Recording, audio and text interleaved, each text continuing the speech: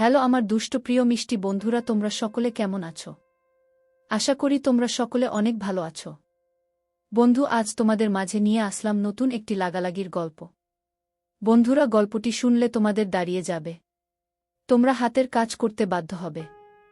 তাই ভিডিওটি না টেনে শেষ পর্যন্ত গল্পটি দেখুন। চলুন বন্ধুরা, আর কথা না বাড়িয়ে গল্পটি শুরু করি। বাম গালে থাপ্পড়ের দাগটা প্রগাঢ় হয়েছে। কান্নার ফলে চোখের কাজলটা লেপ্টে গেছে।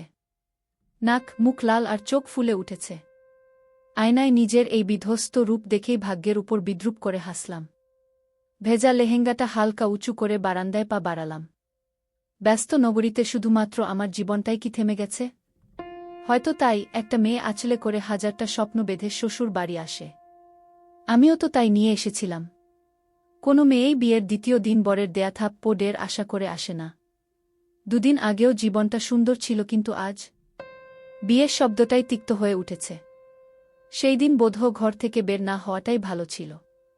সেই দিনের কথা মনে হতেই চোখটা ঝাপসা হয়ে এলো। আজ থেকে ঠিক 5 দিন আগের কথা। ভার্সিটি থেকে বাড়িতে এসে জানতে পারলাম নাবিল ভাইজা বাড়ি এসেছে। নাবিল ভাইজা আমার বেস্ট ফ্রেন্ড নীরার ভাই। তবে নীরার সাথে সে আমারও ভাই। প্রচণ্ড রকমের স্নেহ করেন। এইদিকে বিকেলে ছোটখাটো ফ্যামিলি গেট টুগেদার রাখা হয়েছে। নীরা মাকে কল দিয়ে দাওয়াত দিয়েছে। এক প্রকার খুশি হয়েই ছুটলাম। নীরাদের বাড়ি আমাদের বাড়ি থেকে 2 মিনিটের পথ। শপিং ব্যাগে করে নতুন জামা আর চুড়ি নিয়ে হেলতে দুলতে বাড়িতে ঢুকে পড়লাম। সোফায় নাবিল ভাইজা বসে আছে দেখে এক প্রকার দৌড়ে ভাইয়ার কাছে চলে গেলাম। ঠোঁটের হাসিটা প্রশস্ত করে মাথায় হাত বুলিয়ে আদুরে গলায় আলাপচারিতার পর হাতে ছোট একটা ট্রলি ব্যাগ ধরিয়ে দিয়ে বলল, এইটা তোর জন্য। তোর আর নীরার জন্য সেম সেম সব। আমি মুচকি হেসে ট্রলি নিয়ে নীরার রুমে চলে এলাম। এই বাড়িটা আমার দ্বিতীয় বাড়ি, যাকে বলে সেকেন্ড হোম। কেন জানি সবাই আমাকে একটু বেশিই ভালোবাসে। যেমন ভাইজা। আমার নিজের কোনো ভাই নেই, কিন্তু ভাইয়ের অভাব বোধ হয় না। ভাই না থেকেও 2টা ভাই আমার আছে। তার মধ্যে একটা নাবিল ভাইজা। সন্ধ্যায় বাড়ির পরিবেশ রমরমা হয়ে গেল। প্ল্যান অনুযায়ী আমি আর নীরু কালো শাড়ি পরলাম। শাড়িটা নীরুর দেওয়া। আমার আর নীরুর বেশিরভাগ ড্রেস আর শাড়ি মিলানো। তাই আজও বাদ যায়নি। শাড়ি সামলে ধীর পায়ে দুজন নেমে এলাম। নীরাদের সব আত্মীয়দের সাথে আমি পূর্ব পরিচিত, তাই তেমন বেগ পেতে হল না। কিন্তু ভাইয়ার ফ্রেন্ডরাও আছে, তাই একটু দূরে দূরেই রইলাম। নাবিল ভাইয়ের সাথে দুজনে ছবি তুলে সেখান থেকে সরে আসলাম। নীরা মেহমান সামলাতে ব্যস্ত আর আমি শাড়ি সামলাতে। শাড়ির কুচি ধরে সামনে এগোতেই হাতে টান পড়ল। মুহূর্তে নিজেকে অন্ধকার রুমে আবিষ্কার করলাম। বুঝতে অসুবিধা হলো না এটা ভাইয়ার রুম। ভাইজা তো এখানে থাকার কথা না। কোনো পুরুষ অবজব সামনে দাঁড়িয়ে আছে তা বুঝতে অসুবিধা হলো না। ভয়ে জটসট হয়ে আছি। মুখ থেকে একটা কথাও বের হচ্ছে না। নিজের সাথে খারাপ কিছু হবে ভেবেই চোখ থেকে জল গড়িয়ে পড়ল। সামনে দাঁড়িয়ে থাকা ব্যক্তি বিনা বাক্যে কোমরে হাত গলিয়ে দিল। ভয়ঙ্কর বিশ্রী অনুভূতি খেলে গেল পুরো শরীর জুড়ে। নিজেকে বাঁচানোর তাগিদে শরীরের সমস্ত শক্তি দিয়ে ধাক্কা মারলাম। কিন্তু আমার ধাক্কায় তার কোনো নড়চড় নেই। হঠাৎ করে খুব কাছে এসে শক্ত ভরাট কণ্ঠে বলে উঠল, যে বস্ত্র সামলানোর ক্ষমতা নেই তা পরার কি দরকার? উন্মুক্ত কোমর দেখিয়ে বেড়ানো কোনো শব্দ পরিবারের মেয়েদের সভ্যতার মধ্যে পড়ে না গি।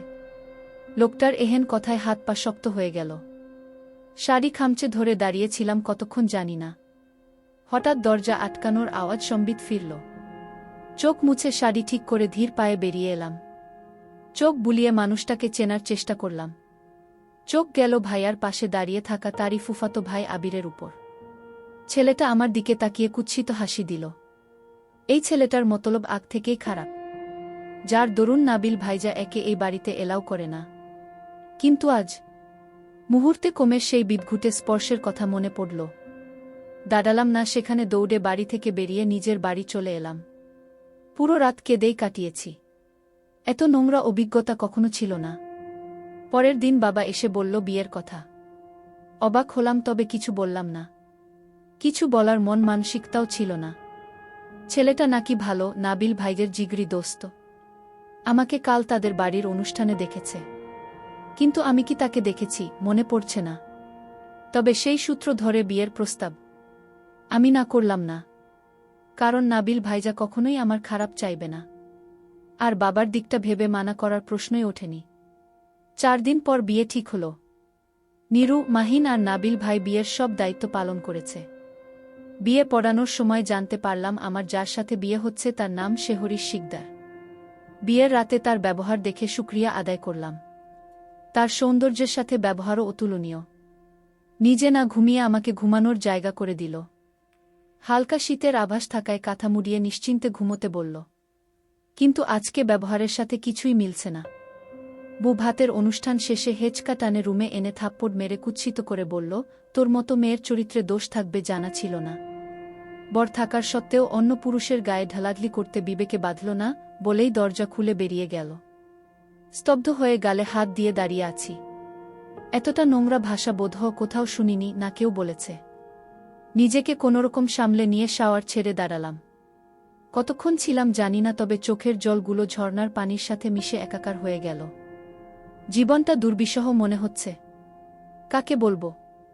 কাউকে আদেও বলা যাবে? সময়টার কথা ভেবেই তপ্ত নিঃশ্বাস ফেললাম। জানি না সামনে কি অপেক্ষা করছে। হঠাৎ দরজা খোলার শব্দে ভাবনার জগত থেকে ছিটকে পড়লাম।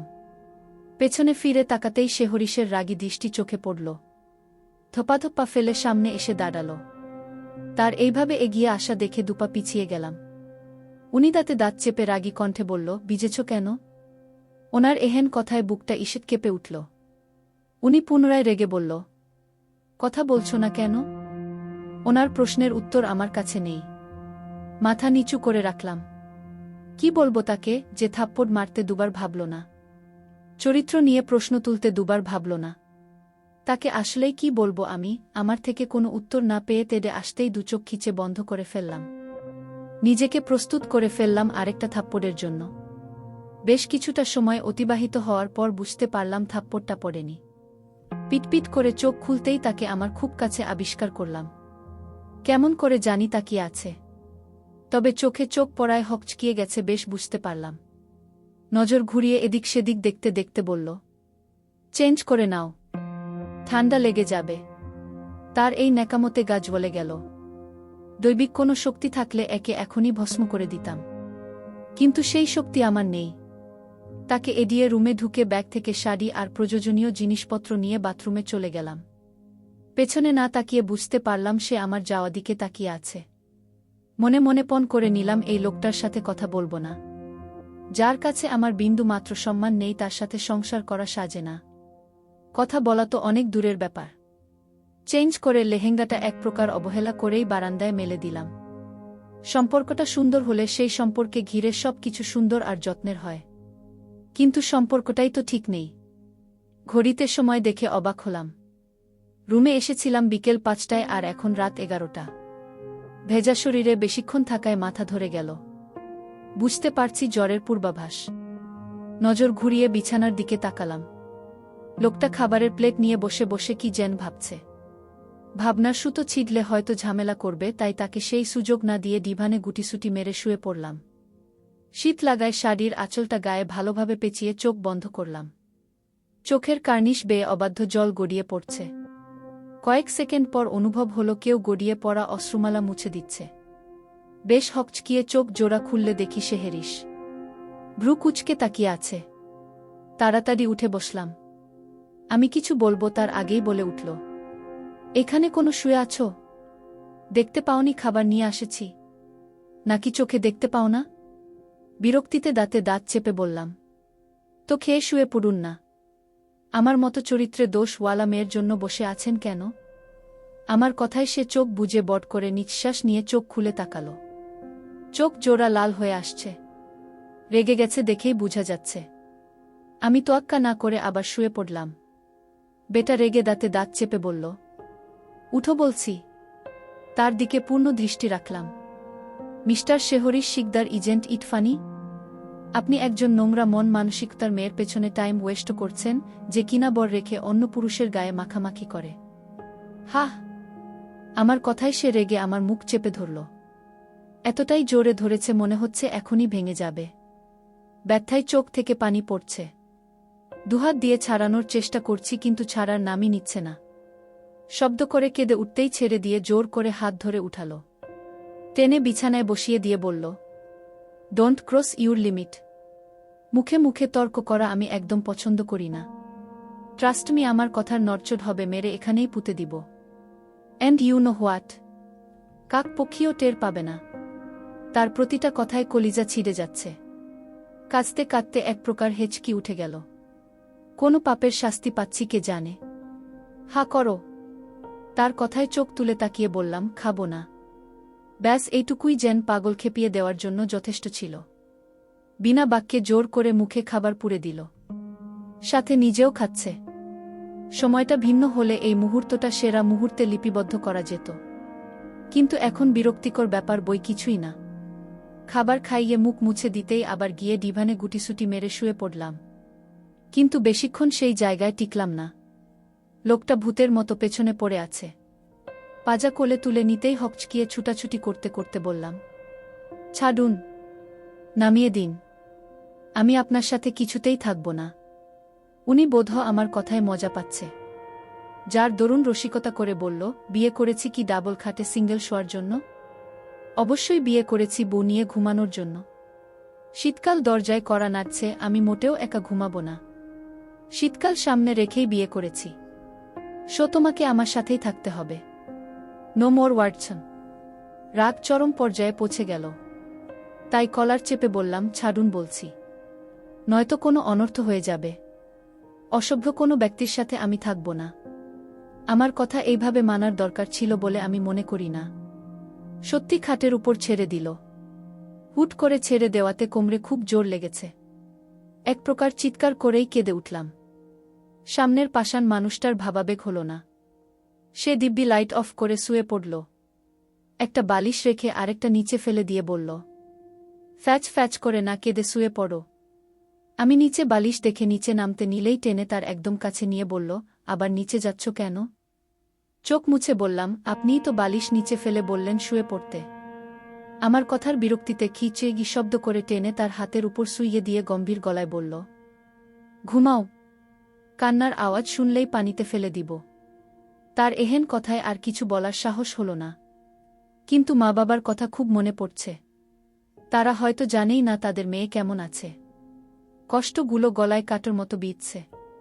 কাঁদতে কাঁদতে কখন যে ঘুমিয়ে পড়লাম বুঝতে পারলাম না। রাতের প্রায় শেষ ভাগ। কপালে ঠান্ডা অনুভূতি আর মাথায় আদুরে হাতে কেউ বিলি কেটে দিচ্ছে এমন মনে হল। কিন্তু চোখ মেলে তাকানোটাই দুঃসাধ্য হয়ে পড়েছে। আস্তে আস্তে তলিয়ে গেলাম গভীর তন্দ্রায়।